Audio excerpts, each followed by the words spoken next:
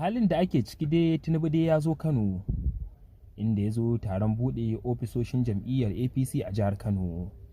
Amma dai kowa ya san rikicin rarara da Dr. Abdullahi Umar Ganduje, ma'ana gwamnan jihar Kano. Sai gashi Tinubu ashe zai zo Kanan, amma rarara ya gagara halarta zuwa wajen taron. Ashe dai rararan zuwa ya tar Tinubu a Abuja tun kafin Tinubun ya zo dai jihar Kano, inda rarara ana ta tunanin cewa ko rarara zai bar jam'iyyar APC dalilin wannan cire sunan nashi da aka yi a cikin jam'iyyar APC.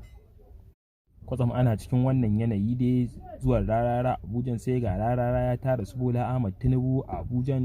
Ba ma iya su Bola Ahmad Tinubu ba, kawai haddasa Muhammadu Buhari, wato shugaban ƙasar Najeriya.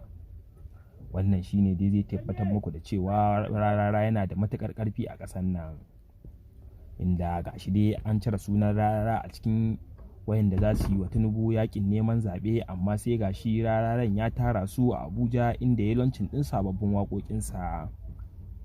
A zuwan kuma Tinubun jihar Kano dai, Tinubu ya zo jihar Kano inda su Ganduje suka tarye Tinubu, inda taryar Tinubun da suka yi aka bubbuɗe ofisoshin jam'iyyar APC sababbi da aka bubbuɗe a jihar Kano.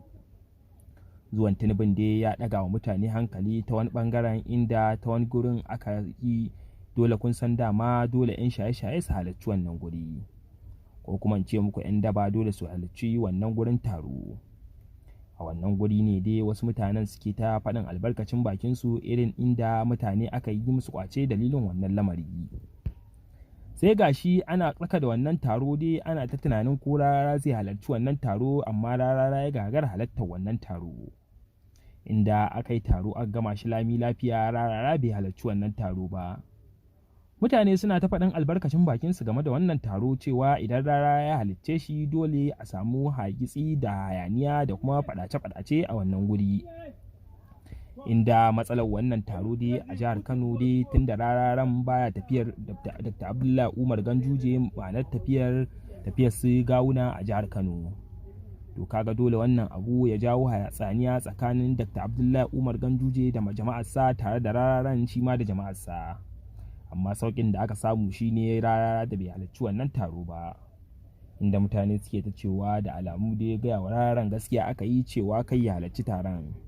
Amma mutane suna tunanin cewa kin halartar taron da rarara ya yi ya je shine zuwan Abuja da ya yi, da ya tara su, dama dai makasudin shi tara rarara mutanen da rarara ya yi, dama dai ya launching ɗin sababbin waƙoƙinsa. Amma tun da rarara ya ƙi halartar wannan taro dai, kun ga dai yadda taron ya kasance.